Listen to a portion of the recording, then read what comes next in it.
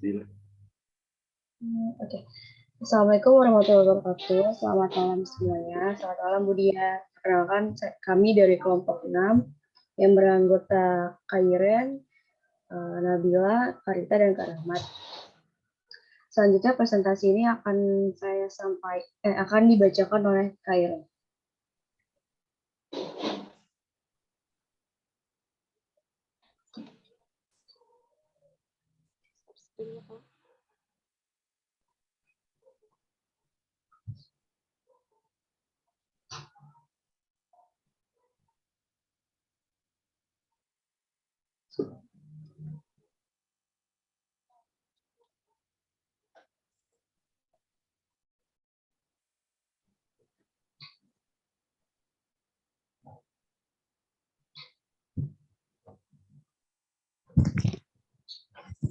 Pengertian Corporate Governance dan Sustainability Report.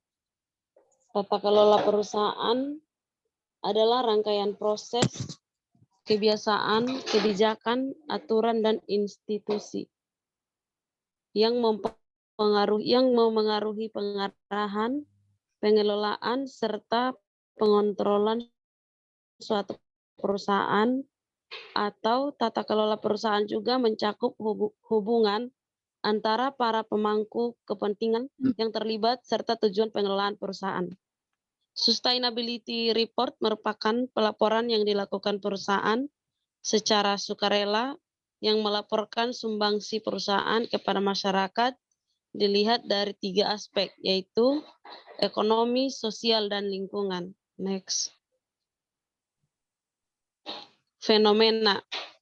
Di Indonesia ditemukan salah satu perusahaan yaitu PT Newmont Nusa Tenggara atau NNT yang melakukan pencemaran di Sungai Sekongkang dan Sungai Torong Sejorong serta membuang limbah ke Teluk Senunu yang mengakibatkan penurunan kualitas lingkungan di perairan tersebut. Hal ini menggambarkan bagaimana perusahaan hanya peduli terhadap peningkatan laba tanpa memperhatikan keadaan lingkungan sekitar.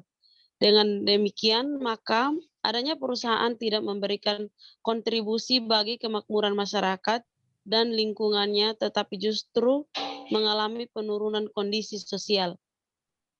Kritik dari kami, berdasarkan fenomena yang terjadi pada peneliti ini, menurut kami untuk penjelasan fenomenanya kurang lengkap, disarankan untuk dijelaskan lebih detail untuk perbaikan peneliti selanjutnya.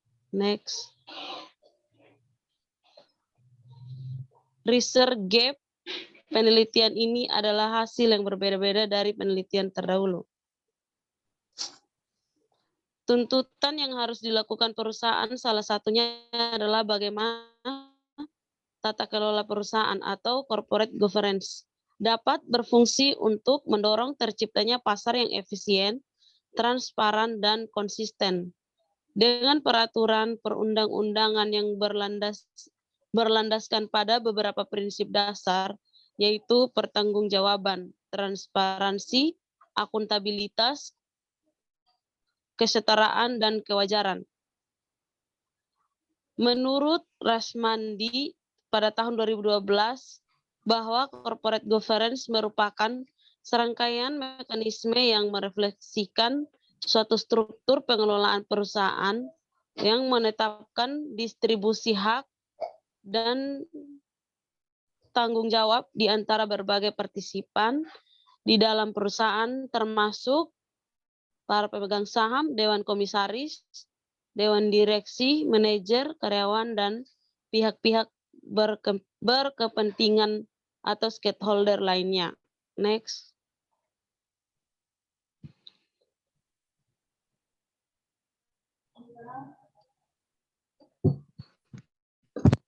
Lanjut, biasanya perusahaan hanya berpijak pada single bottom line, yaitu perusahaan hanya melaporkan kondisi keuangan perusahaan saja. Namun dengan munculnya teori triple bottom line, maka perusahaan tidak hanya menyediakan informasi keuangan, tetapi juga menyediakan informasi sosial dan lingkungan yang kemudian disebut dengan sustainability report. Kritik dari kami dalam penelitian ini sudah cukup baik pada artikel utama dengan setiap variabel-variabel penelitian yang akan diteliti hanya saja pada penelitian kurang memaparkan kurang dalam sehingga relevansi artikel utama dengan penelitian kurang eksplisit, namun terdapat artikel yang tergolong artikel lama, seharusnya artikel paling lama 5 tahun. Selanjutnya akan dibacakan oleh Kak Nabila. Kebaruan dari penelitian ini berdasarkan latar belakang dan perbedaan hasil penelitian terdahulu, maka peneliti tertarik untuk meneliti kembali terkait dengan pengaruh corporate governance terhadap pengungkapan sustainability report dengan tujuan untuk membuktikan secara empiris pengaruh corporate governance terhadap pengungkapan sustainability report. Secara umum, dalam akuntansi konvensional atau mainstream accounting, yang menjadi pusat perhatian perusahaan adalah stockholder, sehingga pihak yang lain sering diabaikan. Semakin besar tuntutan perusahaan akhir-akhir ini, maka perusahaan diharapkan tidak hanya mementingkan kepentingan manajemen dan pemilik modal, tetapi juga kepentingan terhadap karyawan, konsumen, dan masyarakat.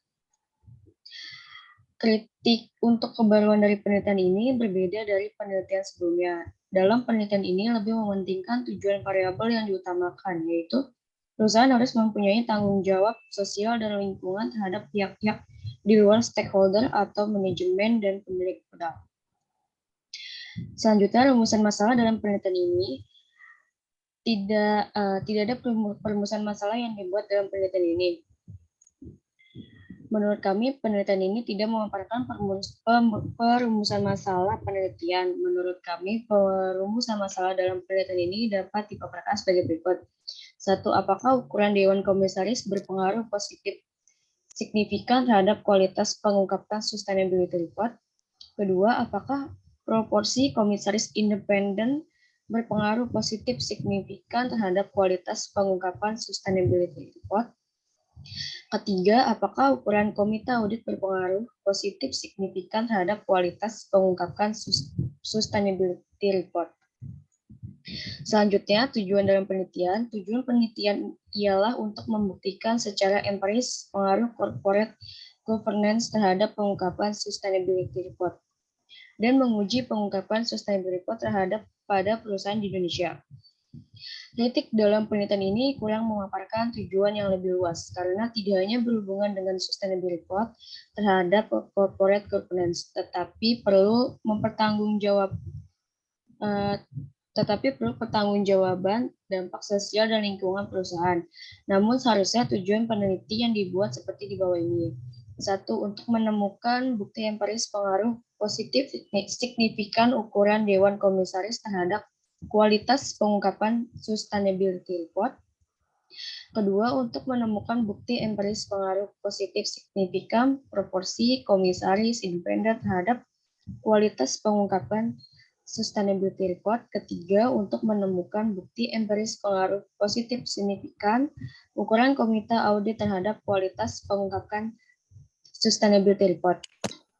Selanjutnya, manfaat atau kontribusi penelitian. Penelitian ini berkontribusi pada literatur yang relevan dengan menekankan peran pelaporan berkelanjutan dan terhadap pertanggungjawaban sosial dan lingkungan untuk memastikan keberlanjutan perusahaan.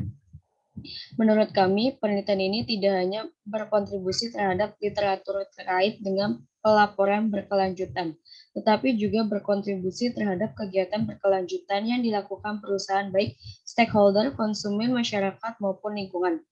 Sehingga di masa depan berdampak pada cara menjalankan usaha yang tidak hanya berfokus kepada keuntungan semata, namun berdampak juga berkelanjutan membuat nilai usaha menjadi meningkat dengan manfaat di bawah ini. Selanjutnya akan dibacakan oleh Ahmad Fauzi.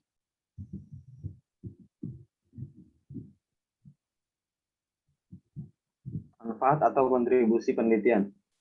Yang pertama, meningkatkan kinerja perusahaan melalui terciptanya proses pengembalian keputusan yang lebih baik, meningkatkan efisiensi operasional perusahaan serta lebih meningkatkan pelayanan kepada stakeholders.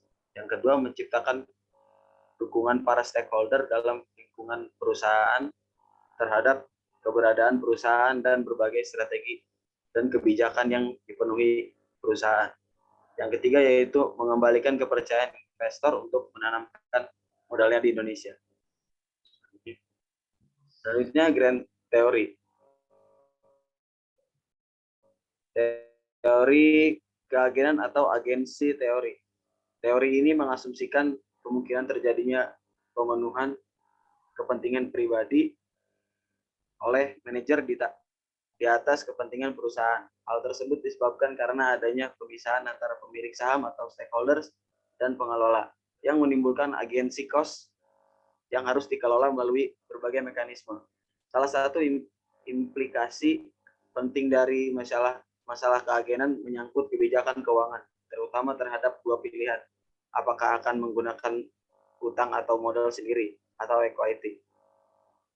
Untuk membiayai kegiatan usaha, teori keagenan mengindikasikan adanya konflik kepentingan yang dilakukan oleh pihak-pihak yang terlibat di perusahaan dengan cara yang berbeda-beda yang akan membuat pencapaian nilai perusahaan tidak optimal.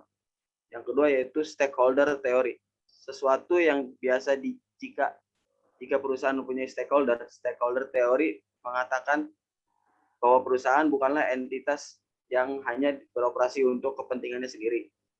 Namun harus 12 memberikan manfaat bagi para stakeholder atau pemegang saham, BOD, konsumen, supplier, pemerintah, dan masyarakat.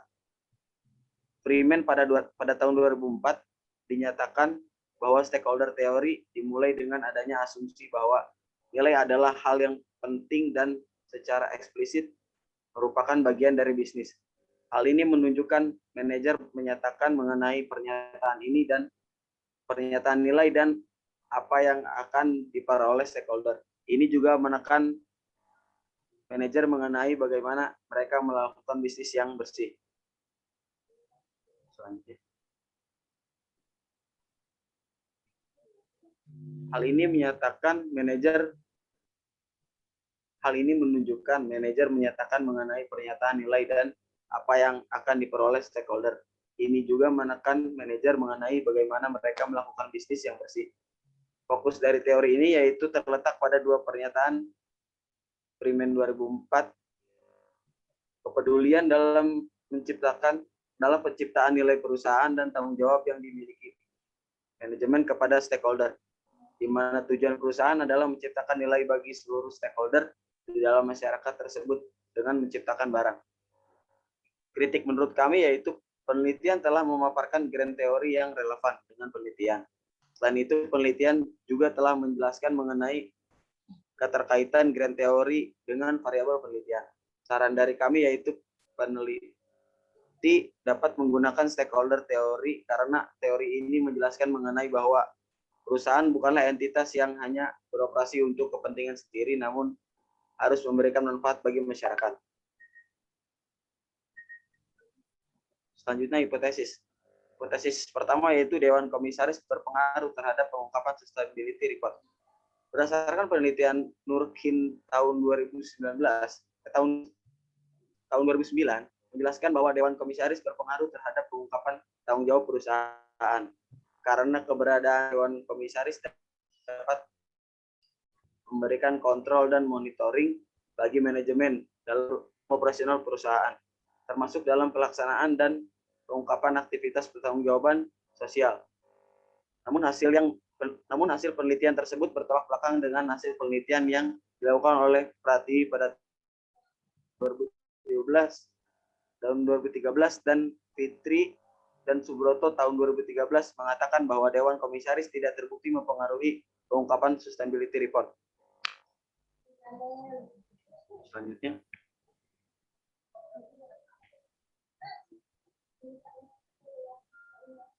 Selanjutnya yaitu hipotesis 2, Dewan Direksi berpengaruh terhadap pengungkapan sustainability report.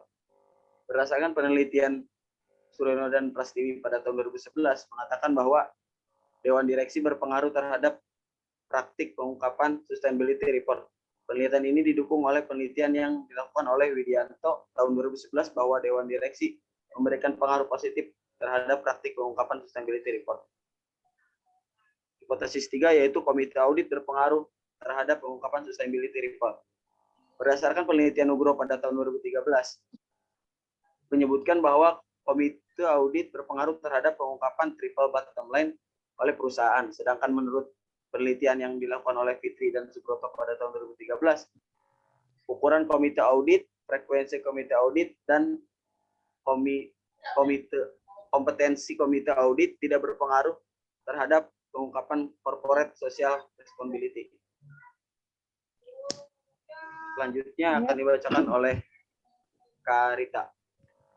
Ya, selanjutnya saya akan menjelaskan hipotesis kritik. Menurut kami, peneliti perlu memperbaiki hipotesis yang disusun. Hipotesis seharusnya dibentuk seperti berikut ini. Pertama, hal 1, Dewan Komisaris berpengaruh terhadap pengungkapan sustainability report. Yang kedua, hal 2, Dewan Direksi berpengaruh terhadap pengungkapan sustainability report. Yang ketiga, hal 3-nya, Komite Audit berpengaruh terhadap pengungkapan sustainability report. Yang keempat, kemudian hal 4-nya, ukuran perusahaan berpengaruh positif signifikan terhadap kualitas pengungkapan sustainability report. Next. Dari hasil penelitian ini kita dapat dari data sustainability report menunjukkan nilai minimum sebesar 11,00 pada PT Patra Jasa dan untuk data maksimum sebesar 100,00 pada PT Inti Agro Resource dan PT Kaltim Prima Coal dengan nilai min sebesar 52,4667 dan standar deviasi 26,36447. Menggambarkan standar deviasi yang sangat besar, sebesar 50% dari min. Hal ini menunjukkan adanya kesenjangan yang besar dari sustainability report minimum dan maksimum. Next. Pembahasannya untuk variabel Dewan Komisaris memiliki nilai minimum 47,00 pada PT Pertamina dan nilai maksimum sebesar 100,00 pada beberapa perusahaan yaitu PT Asabri Persero, Bank Syariah Mandiri, Bank OCBC NISP, PT Indosemen Tunggal Prakarsa Tbk, PT Indo Tambang Raya Megah Tbk, PT Total Bangun Persada Tbk, PT Land Industri Persero, dan PT Patra Jasa Persero.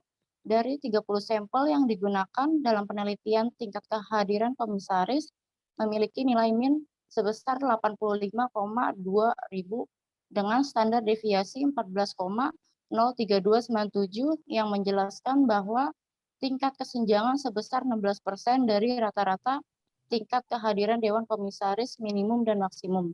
Kritik dari kami dalam pembahasan penelitian ini ialah peneliti tidak merincikan secara detail data perusahaan yang ingin diteliti.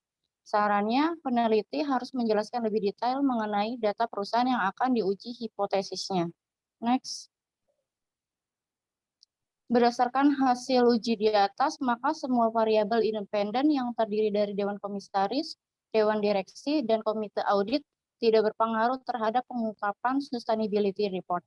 Hasil penelitian ini dengan menggunakan rata-rata tingkat kehadiran anggota Dewan Komisaris, Dewan Direksi, dan Komite Audit dalam rapat menunjukkan ketidaksesuaian antara hasil dan hipotesis. Hasil penelitian ini mendukung penelitian yang telah dilakukan oleh Fitri dan Subroto pada tahun 2013 dan Pratiwi tahun 2013 yang menyatakan bahwa Dewan Komisaris, Dewan Direksi, dan Komite Audit tidak berpengaruh terhadap pengungkapan sustainability report. Namun, hasil ini tidak konsisten dengan penelitian yang dilakukan oleh Saridan Marsono pada tahun 2013, Suryono dan Prastiwi pada tahun 2011, dan Widianto pada tahun 2011 yang menyatakan bahwa Dewan Komisaris, Dewan Direksi, dan Dewan Komite Audit berpengaruh terhadap pengungkapan sustainability report. Next.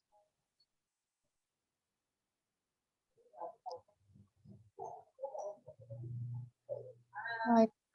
Kesimpulan dari penelitian ini ialah berdasarkan kesimpulan dalam penelitian ini, peneliti memberikan saran untuk perbaikan peneliti selanjutnya dengan mempertimbangkan hal-hal sebagai berikut, yaitu menambahkan variabel lain dalam penelitian yang dipandang dapat mempengaruhi pengungkapan sustainability report, misalnya menggunakan prinsip atau mekanisme corporate governance lainnya.